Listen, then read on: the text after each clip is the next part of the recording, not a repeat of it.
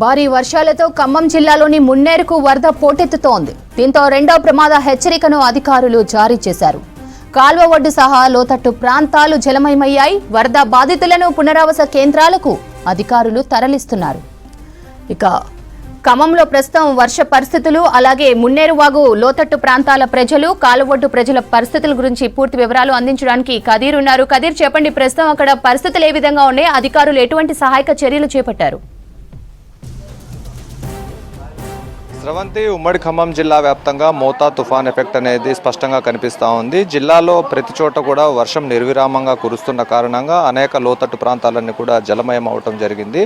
ఈ మున్నేరుకు ఎగువన కురుస్తున్న వర్షాలు, జిల్లాలో కురుస్తున్న వర్షాలు తోడవటం కారణంగా ప్రస్తుతం 25 అడుగులకు నీటి మట్టం అనేది చేరింది. అయితే దాంతో రెండో ప్రమాద హెచ్చరికను జారీ చేశారు. అయితే నిన్న సాయంత్రం వరకు కూడా మున్నేరు పరివాహక ప్రాంతంలో ఎలాంటి ప్రమాదం ఉండబోదని చెప్పేసి భావించారు. అయితే వాతావరణ శాఖ ఫోర్కాస్టింగ్ ద్వారా తెలపడంతో ఒక్కసారిగా మున్నేరు వాగుకు భారీ వరద ఉధృతి వచ్చి చేరింది. అయితే దాని కారణంగా లోతట్టు ప్రాంతం అంతా కూడా జలమయమైంది. నిన్న సాయంత్రం నుంచి ఆల్ ఆఫ్ సడన్ గా మున్నేరు ఉధృతి అనేది పెరిగింది. క్రమంగా నీటి మట్టం పెరగడంతో ఇప్పుడు ప్రస్తుతం 25 అడుగుల వద్ద కొనసాగుతూ ఉంది. అయితే మున్నేరు పరివాహక ప్రాంతంలో మొత్తం ఎక్కడైతే మున్నేరు ప్రవహిస్తూ ఉందో డోర్నకల్ తప్ప ప్రతి ఒక్క చోట కూడా క్రమంగా మున్నేరు నీటి మట్టం అనేది పెరుగుతూనే ఉంది. అయితే ప్రస్తుతం డోర్నకల్ వద్ద మాత్రమే కొంత స్లోగా ఉన్నట్టుగా తెలుస్తూ ఉంది. అయితే ఇప్పుడు క్రమక్రమంగా నీటి మట్టం పెరుగుతున్న కారణంగా ఈ ప్రాంత ప్రజలందరినీ కూడా పునరావాస కేంద్రాలకు తరలించడం జరిగింది. స్థానికంగా ఉన్న 12 డివిజన్లలో ఎక్కువగా ఎఫెక్ట్ అయ్యే అవకాశం ఉన్న నేపథ్యంలో ఇప్పుడు ఇక్కడ ఉన్న ప్రజలందరినీ కూడా తీసుకువెళ్తా ఉన్నారు. నిన్నటి నుంచి అటు మున్సిపల్, రెవెన్యూ, పోలీస్ శాఖల సమన్వయంతో ఇక్కడున్న ప్రజలందరినీ కూడా వెకెట్ చేయిస్తున్న పరిస్థితి ఉంది. ఇప్పటికే వీళ్ళకి సంబంధించిన ఆస్తి నష్టం ఎటువంటి జరగకుండా ఉండటం కోసం అని చెప్పేసి వ్యాన్లను, లారీలను ఇక్కడికి తీసుకొచ్చి వాళ్ళ విలువైన సామాగ్రిని కూడా ఇక్కడ నుంచి తరలించడం జరిగింది. వాళ్ళు ఇప్పుడు ప్రస్తుతం సేఫ్ జోన్లోనే ఉన్నారు. పునరావాస కేంద్రాల్లో ఎటువంటి అసౌకర్యానికి కూడా గురి కాకుండా ఉండటం కోసం అని చెప్పేసి స్థానిక మంత్రి తుమ్మల నాగేశ్వరరావు, బట్టి పొంగులేటి శ్రీనివాసరెడ్డి సహాయక చర్యలు చేపట్టాలని చెప్పేసి అధికారులకు సూచనలు జారీ చేయడం జరిగింది. అయితే ఇప్పుడు జిల్లా వ్యాప్తంగా చూసుకున్నట్లయితే వరి, మొక్కజొన్న, పత్తి, దాంతోపాటుగా మిర్చి ఏదైతే కాయ దశలో, పింద దశలో ఉన్నాయో వాటికి బాగా ఎఫెక్ట్గా ఏర్పడింది. అయితే ప్రస్తుతం జిల్లాలో బ్యాలెన్సింగ్ రిజర్వాయర్లన్నీ కూడా వాటి సామర్థ్యాన్ని మించి పొంగి పొర్లుతూ ఉన్నాయి. ప్రస్తుతం పాలేరు రిజర్వాయర్లో చూసుకున్నట్లయితే 21 అడుగులకు చేరింది. దాంతోపాటుగా వైరా రిజర్వాయర్లో కూడా 20 అడుగులకు చేరడంతో అక్కడ అలుగు పొంగుతున్న పరిస్థితి కనిపిస్తూ ఉంది. ఇప్పుడు ప్రస్తుతం పాల్వంచ వద్ద చూసుకున్నట్లయితే ఎగువన కురుస్తున్న వర్షాల కారణంగా ప్రస్తుతం అక్కడ 406 అడుగులకు నీటి మట్టం చేరింది. పూర్తిస్థాయి నీటి మట్టం 407 అడుగులు కాగా ఇప్పటి వరకు ప్రస్తుతం ఎలాంటి ఇబ్బందులు అయితే అక్కడ తలెత్తడం లేదు. అయితే అక్కడ భద్రాచలం వద్ద, గోదావరి దగ్గర ఎలాంటి ప్రమాద పరిస్థితులు లేవు. కేవలం ఇప్పుడు మున్నేరు వద్ద, ఖమ్మం నగరంలో ప్రవహిస్తున్న మున్నేరు వద్ద మాత్రమే కొంత ప్రమాదకర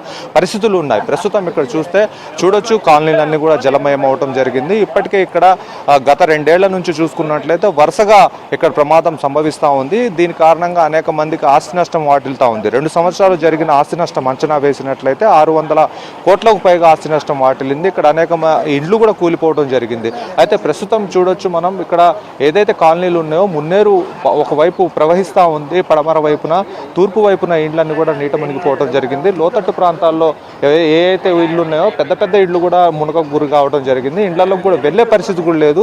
అనేక చోట్ల విషసర్పాలు, తేళ్లు ఇలాంటివి కూడా ఎక్కువగా వస్తూ ఉన్నాయి. వీళ్ళందరినీ పునరావాస కేంద్రాలకు తరలించడం జరిగింది. అయితే ప్రస్తుతం ఇప్పుడు వాతావరణ శాఖ చెబుతున్న దాని ప్రకారం వర్షం తగ్గితే తప్ప ఇక్కడ పరిస్థితి కంట్రోల్లోకి వచ్చే పరిస్థితి లేదు. అయితే జిల్లా కలెక్టర్తో పాటుగా అనేక మంది అధికారులు ఇక్కడికి వచ్చి సహాయక చర్యల్లో పాల్గొంటా ఉన్నారు. ప్రస్తుతం ఇక్కడున్న ప్రజానికంతో కూడా మనం మాట్లాడే ప్రయత్నం చేద్దాం.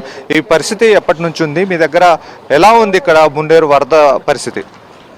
నిన్న సాయంత్రం 4 గంటల నుంచి ఎగువన కురిసే భారీ వర్షాలకు మన మున్నేరు వాగు అతి ఉధృతంగా ప్రవహిస్తుంది. దీనివల్ల ఒక 200 కుటుంబాల దాకా నీట మునిగిపోయాయి. పోయినసారి ప్రభుత్వం మాకు 16,500 ఇచ్చింది. ఒక్కొక్కరికి ఇంటింటికి ప్రతి ఒక్క ఇంటికి 2 లక్షల దాకా లాస్ వచ్చిందండి. దయచేసి ప్రభుత్వం ఈసారి ఆదుకోవాల్సిందిగా కోరుతున్నాం. ఇప్పటికి 200 కుటుంబాలు నీట మునిగిపోయాయి. పోలీసు శాఖ మరియు మున్సిపాలిటీ శాఖ నిన్నటి నుంచి అప్రమత్తం చేసి పునరావాస కేంద్రాలకు, న్యాయ స్కూళ్ళకి జనాన్ని పంపించడం జరుగుతుంది. కావున ఆస్తి నష్టం చాలా జరుగుతుంది. దయచేసి తొందరగా మాకు రివర్ వాళ్ళు కట్టించవలసిందిగా ప్రభుత్వాన్ని కోరుతున్నాము. కానీ ఆస్తి నష్టం, ప్రాణ నష్టం జరగకుండా మీరు కూడా కొన్ని చర్యలు తీసుకొని ప్రభుత్వం తక్షణ సాయంగా ప్రతి ఒక్క ఇంటికి నిత్యావసర వస్తువులు మరియు వాళ్ళకి ఏమైనా ఖరాబ్ అయితే అవి తెచ్చి ఇవ్వాల్సిందిగా ప్రభుత్వాన్ని వేడుకుంటున్నాము. దయచేసి మా యొక్క విన్నపాన్ని ప్రభుత్వం దృష్టి తీసుకువలసిందే కోరుతున్నాం. అయితే గత 2 సంవత్సరాల నుంచి ఇదే విధమైన వరద వస్తుంది కదా, ఏం జరుగుతుంది ఇక్కడ?